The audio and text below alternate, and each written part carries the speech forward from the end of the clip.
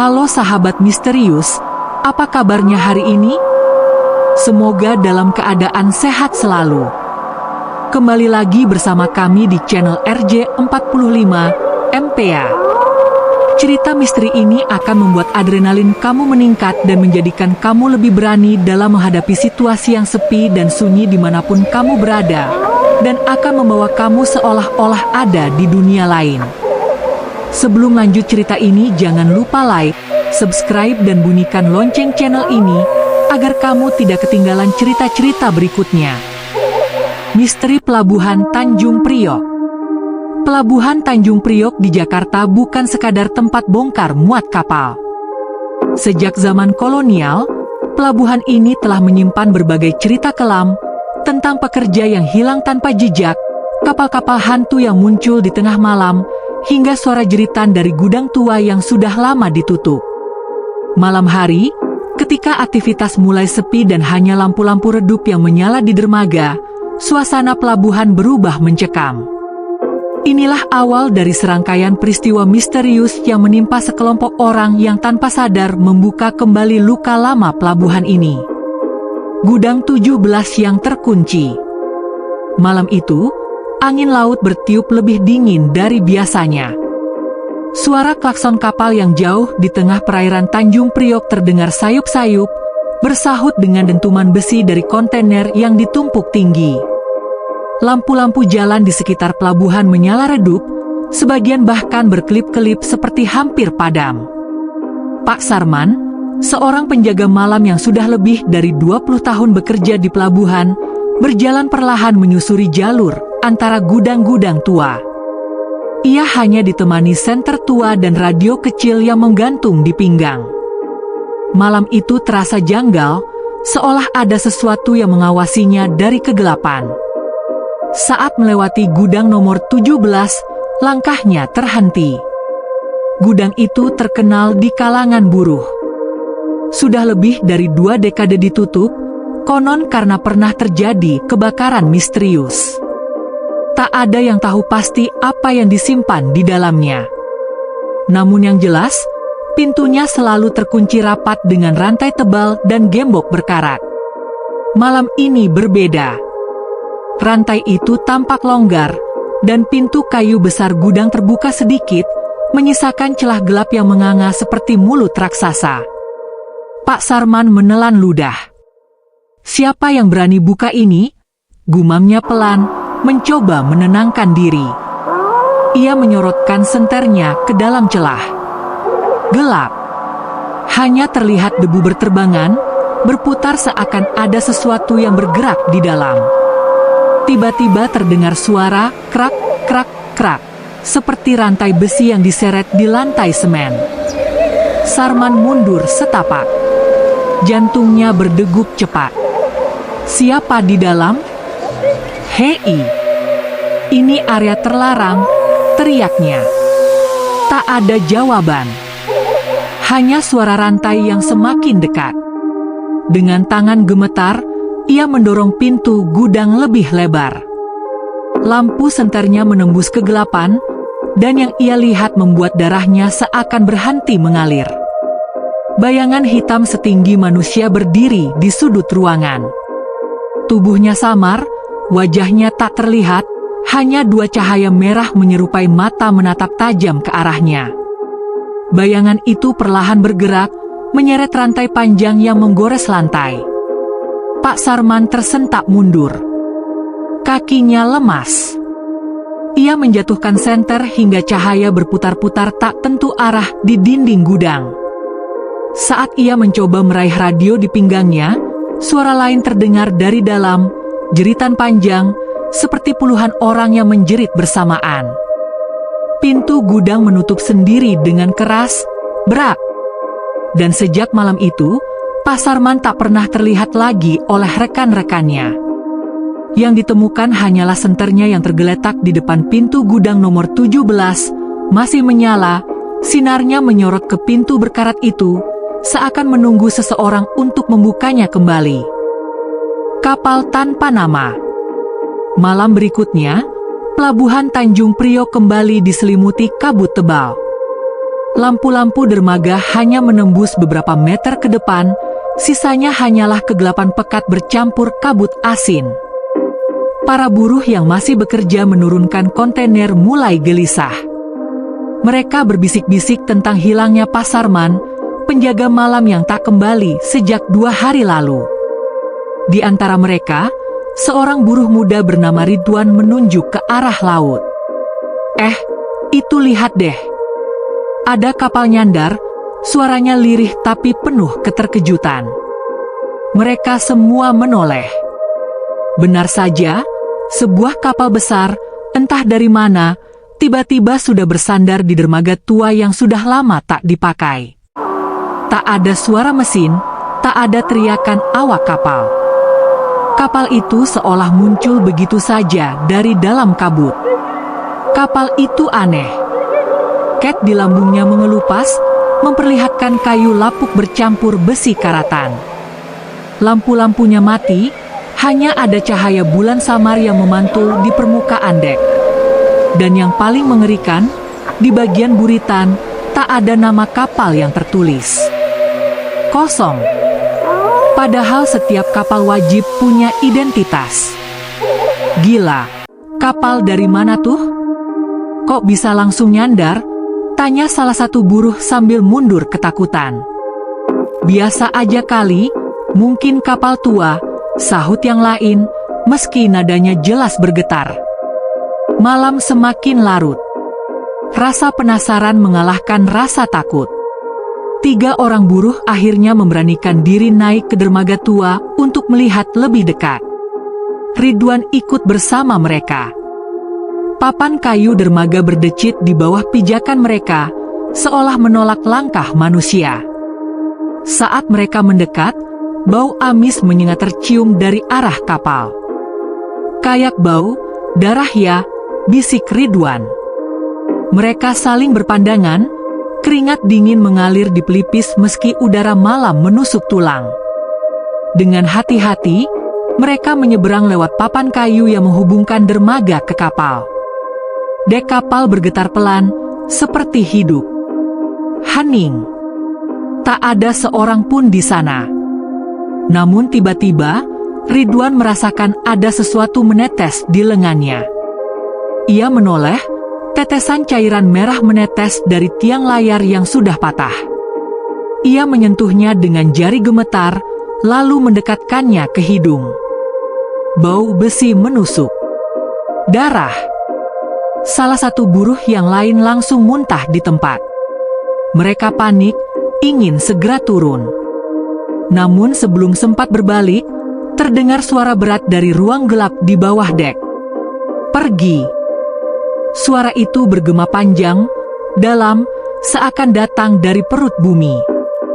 Mereka terdiam, tubuh kaku tak bisa bergerak. Saat Ridwan menyorotkan lampunya, tampak puluhan tangan pucat berlumuran darah meraih dari bawah dek, mencoba menarik kaki mereka. Mereka menjerit dan berlari sekuat tenaga turun dari kapal, kembali ke dermaga. Begitu mereka menoleh lagi, kapal itu sudah tidak ada. Hilang ditelan kabut, seolah tak pernah ada. Yang tersisa hanyalah genangan darah segar di lantai dermaga tua, berbau menyengat, menandai bahwa sesuatu memang sempat bersandar di sana. Keesokan paginya, kabar kapal hantu itu menyebar ke seluruh buruh pelabuhan. Beberapa nelayan juga bersaksi, mereka melihat kapal itu di kejauhan tengah malam, tapi saat mereka mendekat, kapal lenyap begitu saja. Sejak saat itu, orang-orang menyebutnya kapal tanpa nama, kapal hantu yang hanya muncul untuk membawa korban. Jeritan dari laut. Malam di pelabuhan Tanjung Priok kembali terasa berbeda.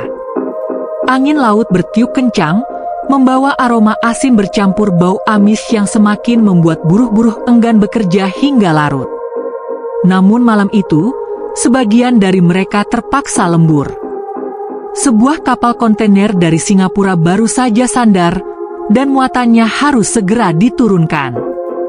Di tengah kesibukan itu, Ridwan, yang beberapa malam lalu ikut melihat kapal tanpa nama, masih merasa gelisah.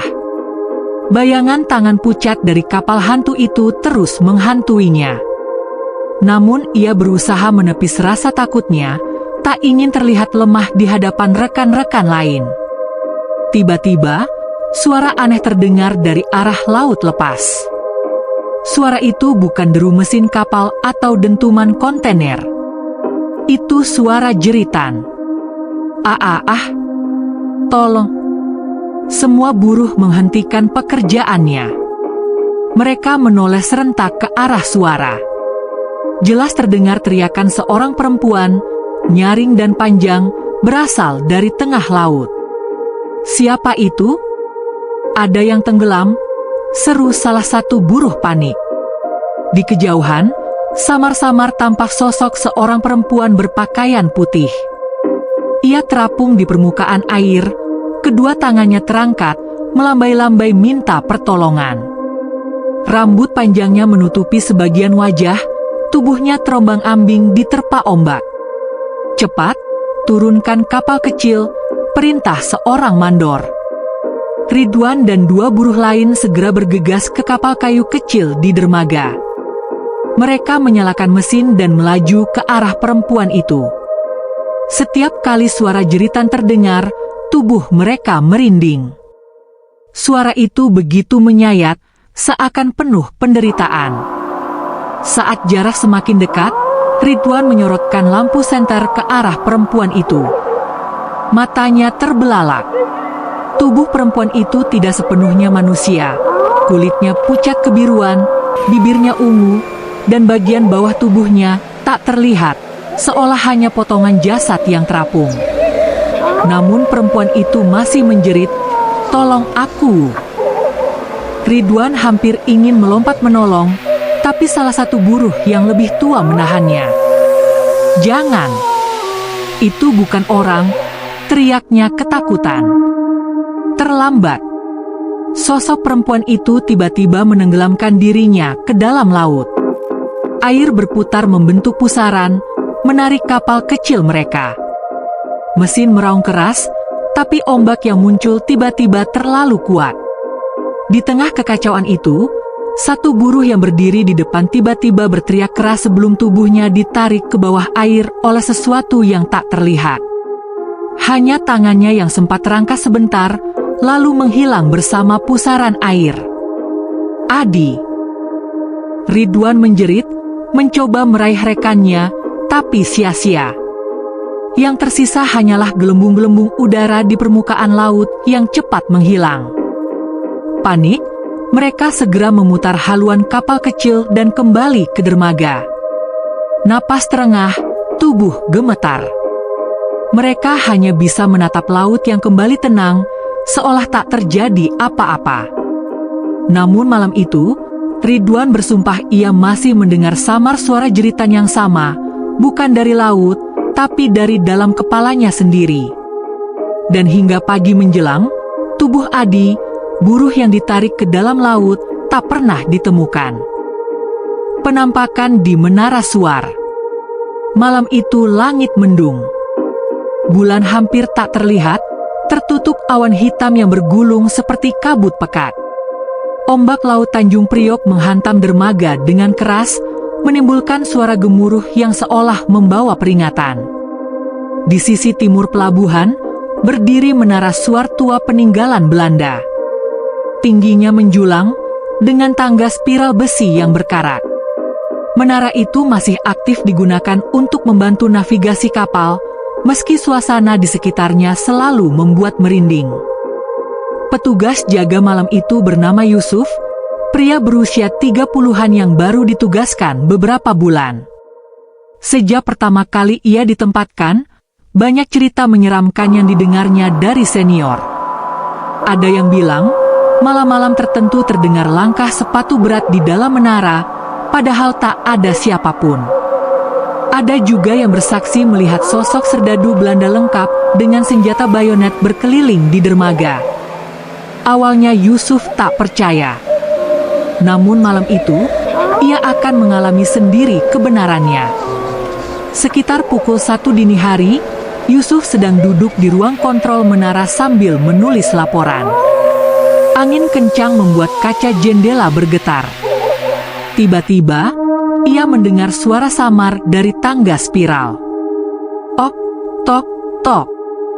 Seperti suara sepatu berat menuruni tangga. Pelan, tapi jelas.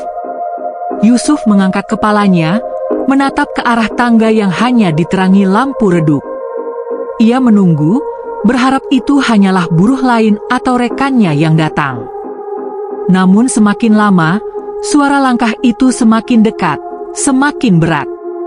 Seolah ada seseorang dengan sepatu bot besi berjalan menuju ruangannya. Yusuf berdiri, tubuhnya kaku. "Halo? Siapa di atas?" Suaranya serak, nyaris tercekat.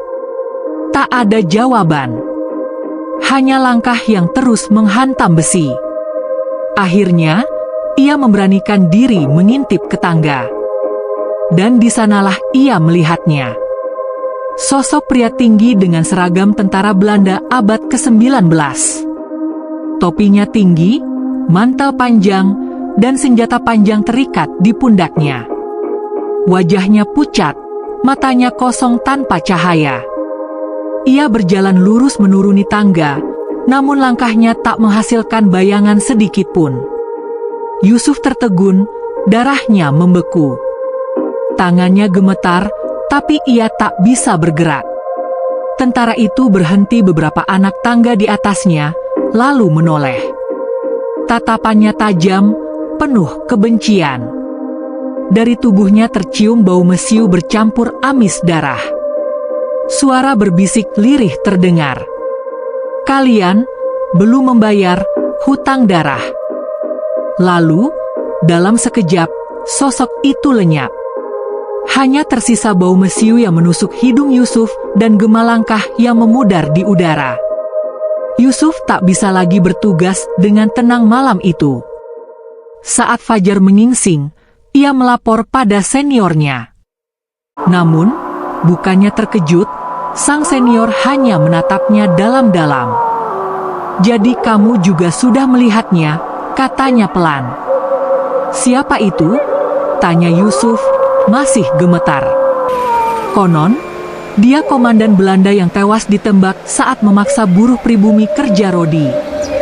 Arwahnya masih berkeliaran di sini. Menara ini dulu, tempat dia memerintahkan hukuman gantung." Yusuf terdiam. Dadanya sesak. Kini ia paham, menara suar bukan hanya sekadar penunjuk jalan bagi kapal, tapi juga penjaga rahasia kelam dari masa lalu yang berdarah. Catatan Kapten Van Dijk. Pasar loak di daerah sekitar Tanjung Priok selalu ramai tiap akhir pekan. Di sana, apapun bisa ditemukan, dari mesin kapal bekas, koin-koin VOC, sampai buku-buku tua berdebu. Namun pada suatu pagi, seorang kolektor barang antik bernama Hendra menemukan sesuatu yang berbeda. Di sebuah lapak kecil yang dijaga kakek renta, ia melihat sebuah buku lusuh berkulit coklat tua. Halamannya rapuh, kertasnya menguning, dan di sampulnya hanya tertulis J. Van Dijk 1799. Hendra, yang sudah terbiasa dengan peninggalan kolonial, langsung sadar buku itu sangat berharga. Ia menebusnya tanpa banyak tawar, lalu membawanya pulang. Malam itu, Hendra membuka buku tersebut. Di dalamnya tertulis catatan harian seorang kapten Belanda bernama Johannes Van Dijk yang pernah memimpin kapal VOC dan mengawasi pembangunan dermaga Tanjung Priok. Semakin ia membaca, semakin jelas betapa kelam isi buku itu. Pada halaman awal, Van Dijk menulis tentang kesulitan membangun pelabuhan. Banyak buruh pribumi mati karena kelelahan, kelaparan, dan penyakit. Namun semakin lama, tulisannya berubah menjadi sesuatu yang jauh lebih menyeramkan. Hari ini 3 buruh mati di dermaga. Mayat mereka kami tenggelamkan di bawah tiang pancang. Namun tetap saja, kapal kami selalu dihantam badai sebelum berlayar. Seorang dukun Jawa memberi saran, lakukan persembahan. Hendra membaca dengan mata melebar. Persembahan? Apa maksudnya? Ia melanjutkan membaca. Malam Jumat, kami ikat seorang buruh muda di dermaga. Tangisannya menggema, tapi tak seorang pun berani melawan. Kami tenggelamkan dia hidup-hidup di bawah dermaga. Anehnya, keesokan harinya laut tenang. Kapal berlayar tanpa gangguan. Para awak percaya ritual itu berhasil. Hendra menutup mulutnya, ngeri. Keringat dingin membasahi kening. Ia hampir ingin berhenti, tapi rasa penasaran memaksanya terus membuka lembaran berikutnya. Kini setiap kali badai datang, kami harus memberikan korban. Jika tidak, rantai besi di gudang akan bergerak sendiri, dan kami mendengar jeritan dari laut. Aku tahu ini salah, tapi tanpa pengorbanan, pelabuhan akan runtuh. Hendra merinding hebat. Rantai di gudang, jeritan di laut, kapal tanpa nama. Semua kejadian misterius yang beredar di pelabuhan sekarang seolah punya keterkaitan dengan catatan ini. Di halaman terakhir, tinta sudah pudar, namun Hendra masih bisa membaca kalimat yang membuat bulu kuduknya berdiri. Kutukan sudah tertanam di tanah ini. Selama dermaga Priok berdiri, darah akan selalu ditagih. Arwah mereka akan terus mencari wajah-wajah baru untuk menggantikan tubuh yang pernah kami tenggelamkan. Tiba-tiba, listrik di rumah Hendra padam. Lampu mati, menyisakan kegelapan pekat. Dari luar jendela terdengar suara aneh, seperti rantai besi diseret di atas aspal. Hendra buru-buru menutup buku itu dan memasukkannya ke dalam laci. Namun suara rantai semakin keras, makin dekat. Dan di balik kaca jendela, ia melihat bayangan hitam berdiri. Matanya merah menyala, persis seperti cerita yang ia dengar tentang gudang nomor 17. Sejak malam itu, Hendra tak pernah terlihat lagi di pasar loak.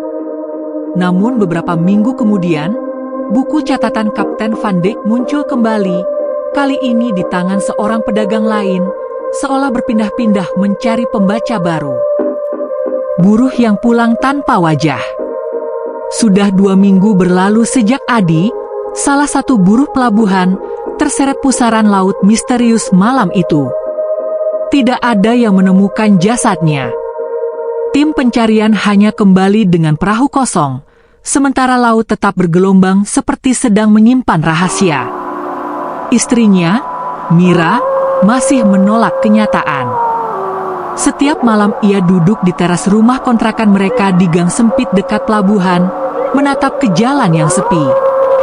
Di tangannya selalu ada sajadah dan doa-doa yang ia panjatkan, berharap suaminya kembali. Para tetangga iba, tapi juga gelisah. Karena setiap kali nama Adi disebut, anjing-anjing pelabuhan selalu menggonggong ke arah laut, seakan tahu sesuatu yang tidak dilihat manusia. Malam itu, Jumat dini hari, suasana lebih sunyi dari biasanya. Lampu jalan padam, hanya menyisakan cahaya temaram dari lampu minyak kecil di ruang tamu. Mira hampir terlelap di kursi, ketika tiba-tiba terdengar suara. Tok, tok, tok. Ketukan di pintu rumahnya. Mira terbangun, matanya terbuka lebar. Ia menahan napas. Jantungnya berdetak begitu keras hingga ia bisa mendengarnya sendiri. Tok, tok, tok. Ketukan itu terdengar lagi. Pelan, namun teratur. Dengan langkah ragu, Mira mendekat ke pintu. Siapa? Tanyanya lirih. Tak ada jawaban. Tangannya gemetar saat memutar gagang pintu. Perlahan pintu terbuka, dan Mira langsung menahan teriakannya. Adi berdiri di depan pintu. Tubuhnya kaku, pakaiannya masih basah dengan bercak lumpur hitam menempel di seluruh kain. Bau asin laut dan amis darah menyeruak dari tubuhnya. Matanya, Tidak, wajahnya tertutup bayangan sehingga Mira tak bisa langsung melihat jelas. "Adi," suaranya pecah. Air matanya mengalir deras. "Ya Allah, kamu pulang juga." Namun ketika angin laut meniup tirai dan cahaya lampu minyak jatuh tepat ke wajahnya, Mira melihat kebenarannya membuatnya hampir pingsan. Adi tidak lagi punya wajah. Kulit wajahnya rata, halus seperti lilin cair. Tidak ada mata, tidak ada hidung, tidak ada mulut. Hanya permukaan pucat mengilap yang tampak meneteskan cairan asin. Mira mundur terseret ke lantai. Bukan kamu," suaranya parau. Namun sosok Adi melangkah masuk. Gerakannya lambat, kaku, dan setiap langkah kakinya menimbulkan suara basah, plak-plak, di lantai kayu, meninggalkan jejak air asin yang menggenang. Ia berhenti tepat di depan Mira yang merosot ke lantai. Tanpa wajah, ia menunduk seolah menatap istrinya. Meski tanpa mata, Mira bisa merasakan tatapan dingin yang menusuk, seakan roh itu menuntut sesuatu. "Adi," Mira terisak. "Kalau benar kamu, kenapa seperti ini?" Tiba-tiba tubuh Adi bergetar keras. Dari permukaan wajahnya yang rata, terdengar suara seperti bisikan ratusan orang. Suara itu tumpang tindih, dalam bahasa yang Mira tak mengerti. Suara yang berasal dari banyak mulut yang tidak terlihat. Mira menutup telinganya, menjerit sekuat tenaga. "Pergi! Jangan dekat aku!" Sosok itu bergerak mundur perlahan, lalu berbalik menuju pintu. Sebelum keluar, ia berhenti sejenak dan menoleh setengah. Meski tanpa wajah, Mira bisa merasakan tatapan itu sekali lagi. Setelah itu, tubuhnya lenyap ke dalam gelapnya gang. Keesokan paginya, tetangga-tetangga berdatangan setelah mendengar teriakan Mira sepanjang malam. Mereka menemukan Mira tergeletak di lantai, pingsan dengan tubuh pucat dan mulut komat-kamit seperti masih berdoa. Tidak ada tanda-tanda Adi. Namun lantai rumah dipenuhi genangan air asin dan bekas lumpur hitam yang masih basah. Sejak hari itu, Mira tak pernah waras lagi. Setiap malam ia berteriak-teriak, berkata bahwa suaminya pulang tanpa wajah. Dan gosip pun menyebar di kalangan buruh, korban kutukan pelabuhan bisa kembali ke rumahnya, tapi mereka pulang bukan sebagai manusia, melainkan sebagai penagih hutang darah. Beberapa buruh bahkan bersumpah melihat Adi berdiri diam di dermaga larut malam, menatap laut tanpa wajah, seakan menunggu siapa lagi yang akan ditelan, untuk kemudian pulang dalam wujud yang sama. Ritual di dermaga malam Jumat. Malam Jumat di pelabuhan Tanjung Priok selalu membawa hawa yang berbeda. Angin laut terasa lebih dingin, seolah berembus langsung dari dasar samudera. Kabut tipis turun, menutupi dermaga tua yang sudah lama ditutup dari aktivitas. Para buruh enggan bekerja larut malam, dan penjaga pelabuhan pun biasanya tidak berani berkeliling di area itu. Namun malam ini, Ridwan, yang sejak kejadian kapal tanpa nama masih dihantui rasa bersalah atas hilangnya sahabatnya, Adi, berniat mencari jawaban. Ia mendengar rumor aneh, ada sekelompok orang berpakaian hitam yang sering mengadakan ritual di dermaga tua setiap malam Jumat. Konon mereka adalah keturunan para pekerja paksa yang dulu dijadikan tumbal. Ridwan merasa harus melihat sendiri.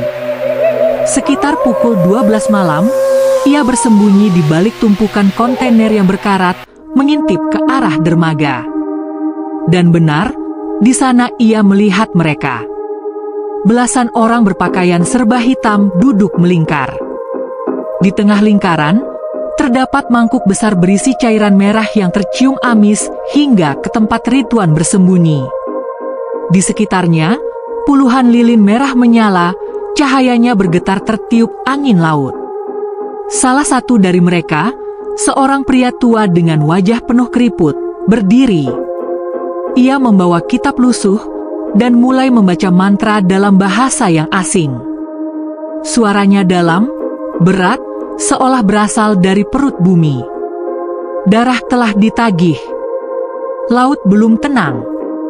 Kembalikan jiwa yang terikat sebelum mereka menjemput kita semua. Ridwan menelan ludah. Jantungnya berdegup tak karuan. Ia tak mengerti arti mantra itu, tapi bulu kuduknya berdiri mendengar lantunan yang diiringi suara ombak menghantam dermaga. Tiba-tiba, salah satu anggota lingkaran mengeluarkan seekor ayam hitam. Lehernya disembelih di atas mangkuk besar itu. Darah segar menetes, bercampur dengan cairan merah sebelumnya. Bau amis semakin menyengat. Namun yang membuat Ridwan hampir berteriak adalah apa yang terjadi setelah itu. Dari permukaan laut yang gelap, perlahan muncul tangan-tangan pucat yang terendam air. Jumlahnya banyak, bergerak ke atas seperti hendak meraih dermaga. Di kejauhan, terdengar samar jeritan-jeritan, sama seperti suara arwah-arwah yang dulu Ridwan dengar ketika Adi tenggelam. Pria tua itu melanjutkan mantranya. Lilin-lilin berkedip hebat, seolah akan padam. Lalu angin berhenti. Laut tiba-tiba menjadi sangat tenang. Seseorang dari kelompok itu berbisik lirih, cukup keras untuk Ridwan dengar. Arwah sudah diberi makan. Tapi mereka masih lapar, selalu lapar. Ridwan tak tahan lagi. Ia mundur pelan dari tempat persembunyiannya. Namun tanpa sadar, kakinya menginjak kaleng kosong yang menimbulkan suara nyaring. Terang. Semua kepala serentak menoleh ke arahnya. Puluhan pasang mata, yang tadi redup, kini bersinar merah dalam kegelapan. Ada orang asing, teriak salah satu dari mereka. Ridwan panik. Ia berlari sekuat tenaga, napasnya memburu. Dari belakang terdengar langkah-langkah berlari mengejarnya, bercampur suara desis aneh seperti bisikan dari laut.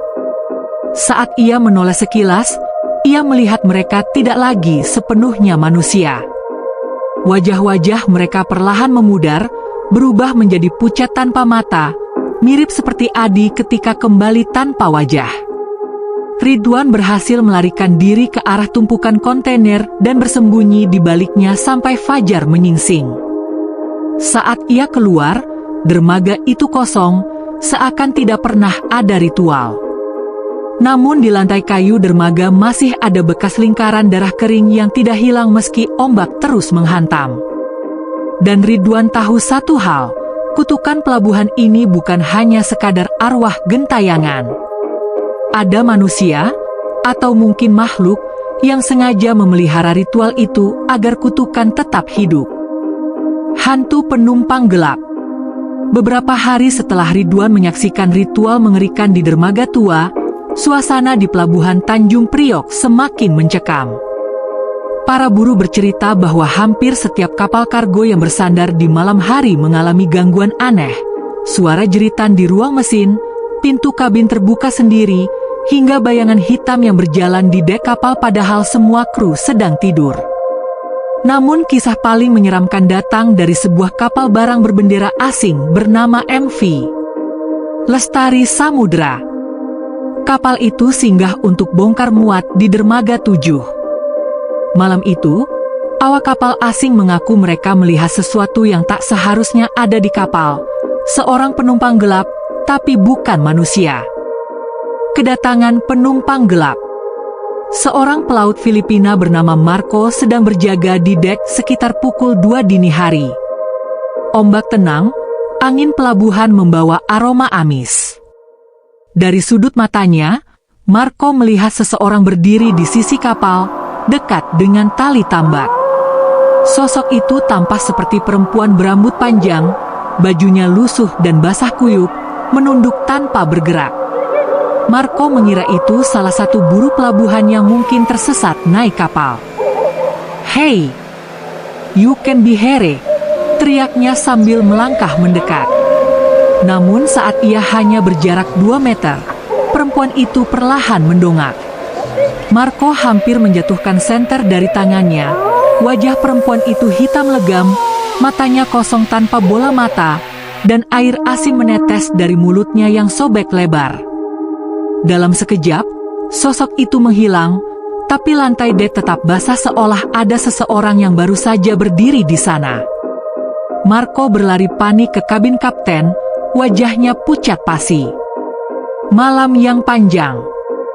Kapten kapal, seorang pria tua keras kepala bernama Kapten Roderick, tidak percaya cerita Marco. Namun tak lama, satu persatu kru mulai melaporkan hal yang sama.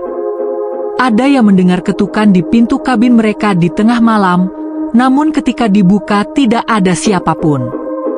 Ada pula yang melihat bayangan perempuan berjalan di lorong kapal, menunduk, lalu lenyap begitu saja. Puncaknya terjadi pada malam ketiga. Seluruh awak dikejutkan oleh bunyi alarm darurat. Seorang kru ditemukan pingsan di ruang mesin, mulutnya berbusa, wajahnya penuh lebam seolah dicekik. Di sebelah tubuhnya, lantai basah dan meninggalkan jejak kaki kecil yang memanjang ke arah tangga menuju dek. Kapten Roderick mulai ketakutan, meski ia tak mau menunjukkannya. Ia memutuskan untuk memanggil seorang penerjemah pelabuhan agar bisa meminta bantuan orang lokal. Ridwan naik ke kapal. Tanpa disangka, orang yang dipanggil adalah Ridwan. Para buruh pelabuhan memang mengenalnya, meski rumor tentang ia sering berkaitan dengan hal-hal aneh sudah menyebar. Dengan hati berat, Ridwan naik ke MV Lestari Samudra pada malam Jumat. Begitu melangkah ke dek kapal, ia langsung merasakan hawa dingin menusuk tulang. Lebih dingin dari udara laut biasa. Ada aroma anyir yang mirip dengan genangan darah, meski tak terlihat noda apapun. Ridwan berjalan menyusuri lorong kabin, ditemani Marco. Sesekali ia melihat pantulan samar di kaca jendela. Perempuan berambut basah berdiri di belakangnya, meski saat ia menoleh, lorong kosong melompong. Di ruang makan awak kapal, ia menemukan sebuah benda tergeletak di lantai. Tiket kapal penumpang lawas dari tahun 1970-an, lusuh, hampir sobek. Anehnya, tiket itu adalah untuk rute pelabuhan Tanjung Priok Surabaya, padahal kapal ini jelas bukan kapal penumpang. Ridwan merinding. Mungkin dia penumpang yang tak pernah sampai tujuan, gumamnya pelan. Manifestasi arwah. Tepat pukul 3 dini hari, kapal berguncang hebat meski laut sangat tenang. Semua lampu padam, meninggalkan hanya cahaya bulan yang pucat. Dari arah gelada terdengar suara langkah kaki pelan, semakin lama semakin banyak, seolah ratusan orang berjalan di atas dek. Ridwan berlari keluar. Di sana ia melihat pemandangannya membuat darahnya membeku. Puluhan sosok samar menyerupai penumpang kapal berdiri berdesakan di dek, pakaian mereka basah kuyup, wajahnya pucat, sebagian tanpa mata. Dan di tengah mereka, sosok perempuan yang pertama kali dilihat Marco berdiri tegak, rambutnya menutupi sebagian wajah.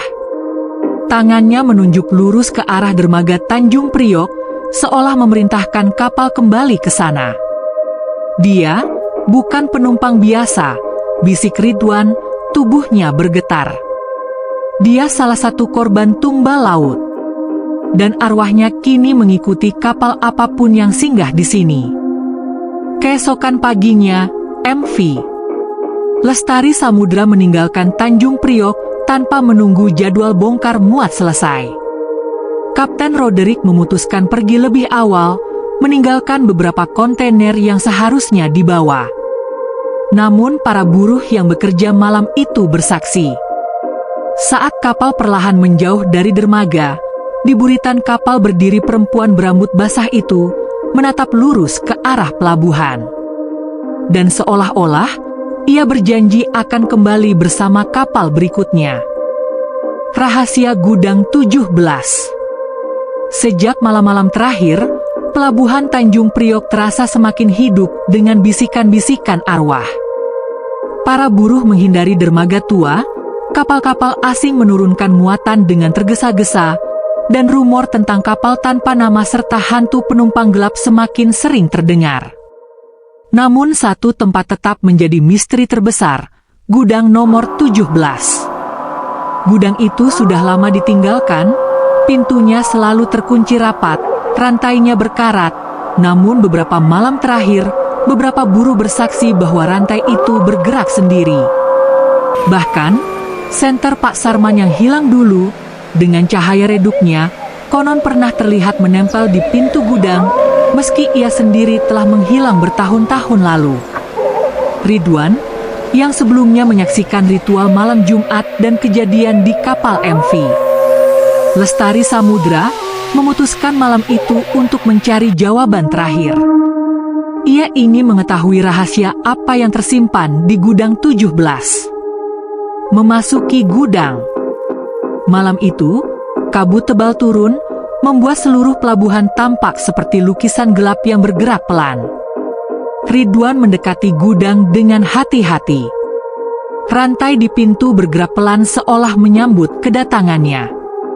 Dengan tangan gemetar, ia menyingkirkan rantai dan mendorong pintu. Gudang gelap, penuh debu, dan aroma besi tua menyengat hidung. Langkahnya berdebu di lantai semen. Ridwan menyalakan senter. Cahaya menembus kegelapan, memperlihatkan tumpukan kontainer kosong, tali tambat berkarat, dan beberapa drum minyak. Namun di sudut paling gelap, ada sebuah kotak kayu tua. Terlihat seperti peti, diukir simbol-simbol aneh yang tidak pernah Ridwan lihat sebelumnya. Saat ia mendekat, udara sekelilingnya tiba-tiba menjadi dingin menusuk tulang. Dari dalam peti, terdengar suara samar. Bawa kembali, atau bayar darahmu sendiri. Ridwan menjerit.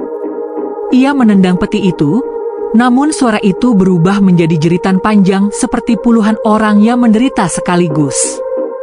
Rahasia yang terungkap. Ridwan menatap lebih dekat. Di dalam peti, ia menemukan catatan-catatan Kapten Van Dijk yang hilang dari Pasar Loak, namun lebih lengkap, termasuk buku harian buruh-buruh yang dulu menjadi tumbal. Tertulis jelas. Gudang 17 adalah tempat penyimpanan jiwa yang ditenggelamkan ke laut. Barang-barang dan rantai besi di gudang berfungsi sebagai penangkap energi arwah, menjaga agar kutukan tetap aktif. Setiap malam Jumat, ritual harus dilakukan agar arwah tidak marah dan menghantui seluruh pelabuhan. Ridwan menelan ludah. Semua kejadian, kapal tanpa nama, buruh pulang tanpa wajah, ritual malam Jumat, hantu penumpang gelap, ternyata tersambung ke gudang ini. Tiba-tiba, lantai gudang berguncang.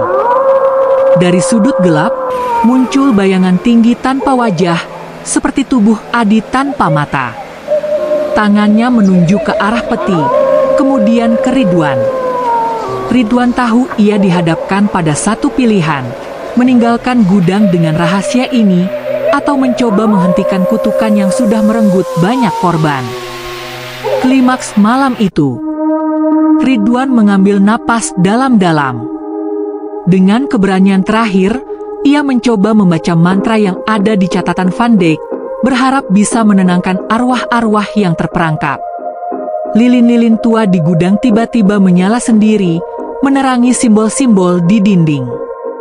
Bayangan-bayangan berteriak, mendorong energi panas dan dingin bersamaan. Rantai bergerak, drum-drum minyak bergeser, namun Ridwan tetap fokus membaca mantra. Lambat laun, teriakan itu mereda.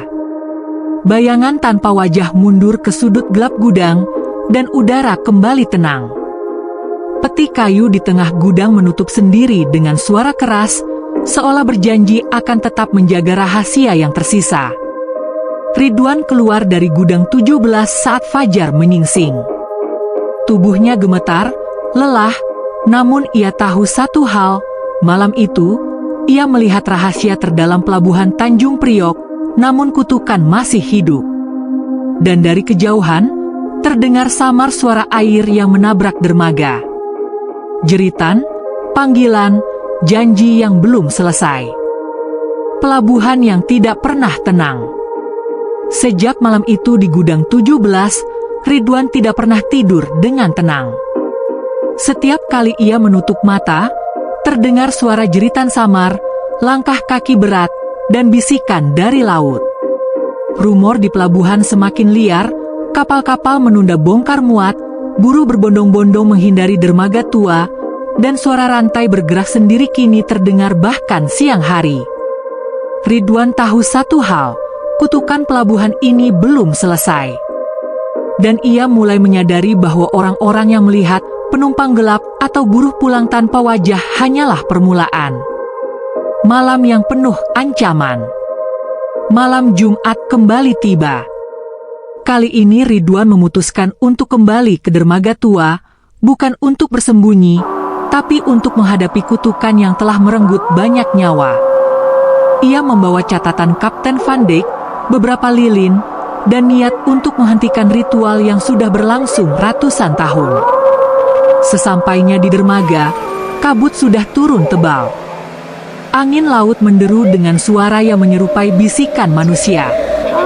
Di ujung dermaga, Ridwan melihat lingkaran lilin merah yang sama seperti ritual sebelumnya.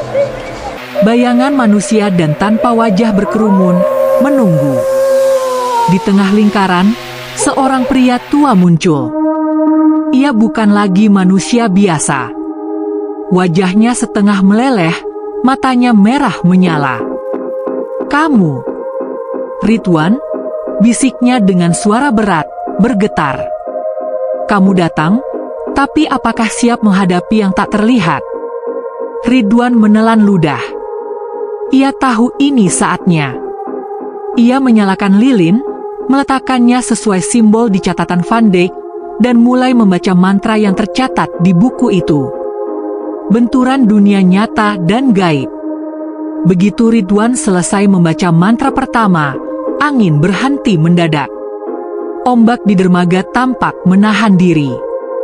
Bayangan-bayangan mulai bergerak, tubuh mereka bergetar, dan jeritan terdengar semakin keras.